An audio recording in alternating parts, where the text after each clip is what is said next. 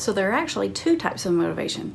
There's what we call external motivation. That's things from your environment out here that motivate you, like getting a paycheck. That's an external motivation for going to work. And then there's internal motivation, and those are more like feelings on the inside, and they more closely relate to relationships and positive sense of self. It's those internal feelings.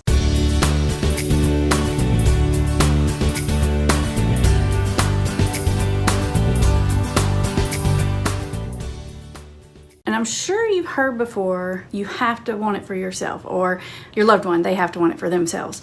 And if you know much about me, then you know I would say, that's not really true. I have a saying, and my favorite saying is, any reason is a good reason to get sober. There's no bad reason to get sober. You know, people say all the time, like, you have to want it for yourself. And I guess in the end, that's probably true. In the end, staying sober usually has to shift to an internal motivation, but initially, it's almost always an external motivation that gets someone to start thinking about making that change. And the other important thing to know is that external motivation leads to internal motivation. So you can directly affect how internally motivated someone is to do or not do something. And I know that may seem surprising because you may think, well, no, it has to come from them. You know, internal motivation means inside of them, but you can actually do a lot to change that environment. And the environment is the link, that external motivation is the link to the internal motivation. Let me give you an example. Let's say in this situation, you're dealing with a husband and a wife, and the husband wants the wife to quit drinking. And so when she comes home from work, if she's not been drinking, then he cooks her dinner, and they sit down and they have a great dinner together, and you know, they have a really good night. And if she comes home and she has been drinking, instead of them sitting at the table and eating together, you know, maybe they just go to the refrigerator and they just make sandwiches or have a bowl of cereal or something like that. It happens in my house a lot. But anyways, they sort of fend for themselves, I call it. And maybe he reads a book and she does whatever she's going to do. I call that sort of being neutral. That's not punishment. That's not, I'm mad at you, screw you, make your own dinner.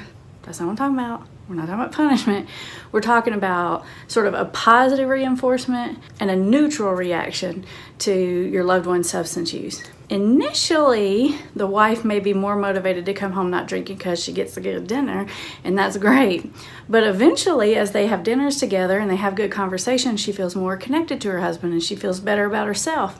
And now what started from an external motivator shifts to an internal motivator, because eventually she's going to begin to like that connection time. She's going to like that they're talking more and getting along better, and she's going to feel better about herself. And so now she has an internal motivation to come home not drinking. See the difference? It starts with external and it moves to internal, and you can have a profound effect on the external. So it's like a little domino effect. Think about things that you can do or not do to help shape that external motivation. Think of positive reinforcement things, not punishment things. Remember what I said? Consequences don't cure addiction. If they did, if people quit drinking or using because the consequences, guess what? It's probably not addiction. It's probably just a habit or something.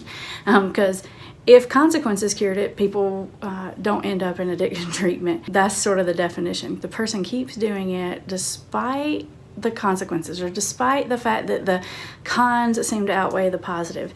So you're going to have to shift away from that punishment consequence type thinking, or at least false consequences. In another video we talk about natural consequences, but consequences that you make, that's what I would call punishment. You got to shift away from that and into, how can I positively reinforce good behavior? Now, I know what you might be thinking. I shouldn't have to give somebody a treat for doing what they should be doing. Well, too bad. You're in this course because you're looking for an outcome. You want your loved one to change. And if you'll remember in the beginning, I had you go through, why are you motivated to make this work? So go back and look at your own reasons. Or some of them external. For example, it's going to cost you a lot less money if they stop doing X, Y, or Z. And some of those reasons you have are probably internal reasons, because you feel more connected and you want to keep your family together, or whatever that is. Or you want to be able to sleep at night and not worry about your kid. Those are your internal reasons. So if this feels hard, then refer back to your own motivations, your external ones and your internal ones.